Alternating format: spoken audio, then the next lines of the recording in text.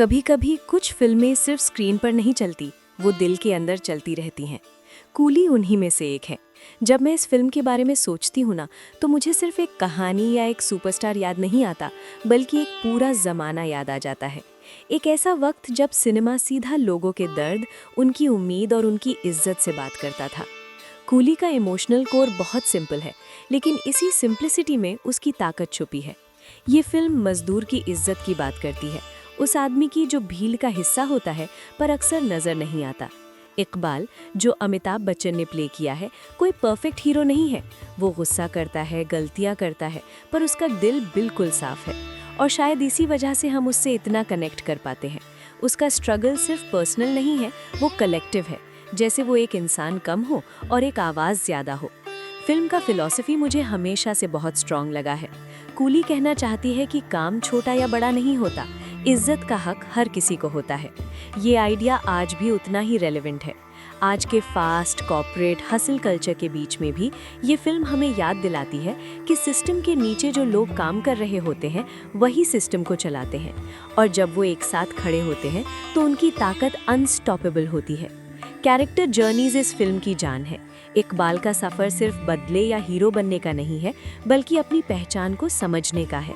उसकी माँ का कैरेक्टर इमोशनल बैकबोन बन जाता है, जहाँ से उसका गुस्सा और उसका प्यार दोनों निकलते हैं। और फिर है उसका रोमांस, जो लाउड नहीं है, ओवर ड्रामेटिक नहीं है, बल्कि एक वार्मथ के साथ आता है। एक ऐसा प्यार जो हीरो को सॉफ्ट भी बनाता है और ज़्यादा इंसान भी।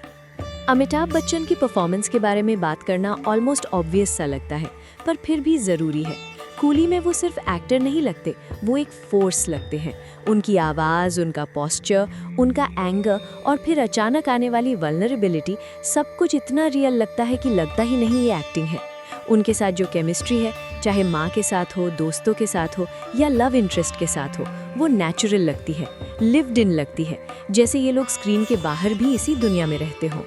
और फिर म्यूज़िक, कूली के गाने सिर्फ बैकग्राउंड में नहीं बजते, वो कल्चर का हिस्सा बन जाते हैं। जब आज भी कोई जग घूमे या टाइप का नहीं, बल्कि जवानी की रेल कहीं छूट ना जाए या मुझे नौलखा मंगा दे सुनता है, तो एक कलेक्टिव नॉस्टैल्जिया एक्टिवेट हो जाता है।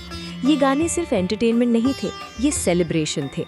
काम के बीच में खुशी, दर्द के बीच में एनर्जी। म्यूजिक ने फिल्म के इमोशंस को एम्पलीफाई किया, उन्हें यादगार बना दिया। मुझे लगता है कूली आज भी इसलिए मैटर करती है क्योंकि ये फिल्म सिर्फ अपने समय की नहीं थी, ये हर उस वक्त की है जब इंसान को लगता है कि सिस्टम उसे दबा रहा है। जब एक आदमी अपनी इज्जत के लिए लड़ता है, बिना हीरो बनने की कोशिश किए, सिर्फ इंसान बने रहने के लिए। आज जब हम फिल्मों में ज़्यादा स्पेक्टिकल और कम सोल देखते हैं, कूली याद दिलाती है कि सिनेमा का असली काम क्या होता है, फील करवाना, जोड़ना और थोड़ा सा स्ट्रॉन्ग बनाना। अगर आपने कूली पहले देखी है, तो मैं चाहती हूँ आप उसे दोबारा देखें, इस बार थोड़ा धीरे, थोड़ा ज़्यादा महसूस करते हुए। और अगर नहीं देखी, तो ये सिर्फ एक ओल्ड फिल्म नहीं है, ये एक एक्सपीरियंस है। एक ऐसी कहानी जो शायद आपको आपके काम, आपकी इज्जत और आपके आसपास के लोगों के बारे में थोड़ा और सोचने पर मजबूर कर दे। कूली खत्म हो जाती है, पर उसका एहसास रहता है, जैसे कोई पुरानी याद जो अचानक मन के किसी कोने से निकलकर आपको हल्का सा मुस्कुरा देती है और थोड़ा सा भारी भी कर देती है। और शायद इसीलिए कुछ फिल्में कभी पुरानी नहीं होती, वो बस और ज़्यादा अपनी सी हो जाती हैं।